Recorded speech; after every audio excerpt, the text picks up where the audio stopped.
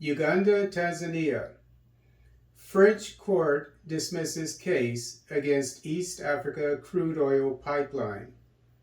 On Tuesday, February 28, 2023, a French civil court dismissed a landmark case brought by 6 French and Ugandan activist groups against TotalEnergies in 2018 for its oil projects in Uganda and Tanzania that alleged that the projects violated the human rights of the inhabitants in the region and posed environmental risks.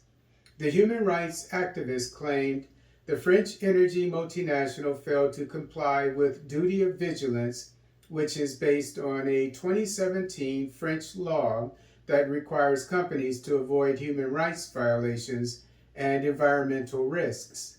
According to AP, quote, the court said the groups deviated from proceedings by presenting claims during a December court hearing that were substantially different from those made in 2019, when they initially filed their lawsuit, unquote.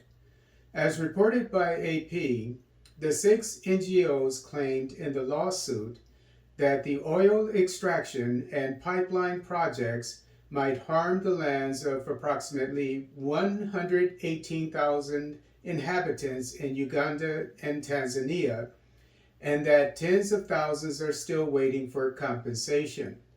TotalEnergies responded, saying that about 8,500 households in Uganda are affected by the project and that most of them have received compensation.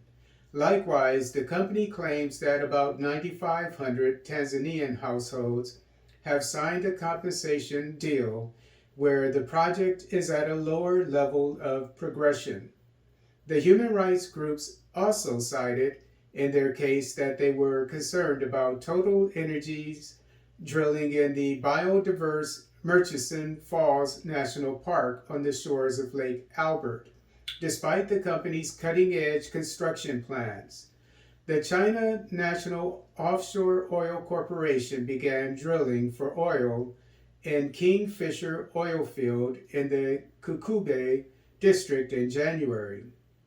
Production is projected to begin in 2025. Construction on the 1,443-kilometer East Africa crude oil pipeline, which will be the world's longest heated oil pipeline and will run from western Uganda to the Indian Ocean at the port of Tanga in Tanzania, should begin this year. The $10 billion project is being developed by TotalEnergies, the China National Offshore Oil Corporation, and state-owned Uganda National Oil Company. The site has an estimated 1.4 billion barrels of recoverable oil reserves. According to Reuters, the plaintiffs can file their lawsuit again at a future date.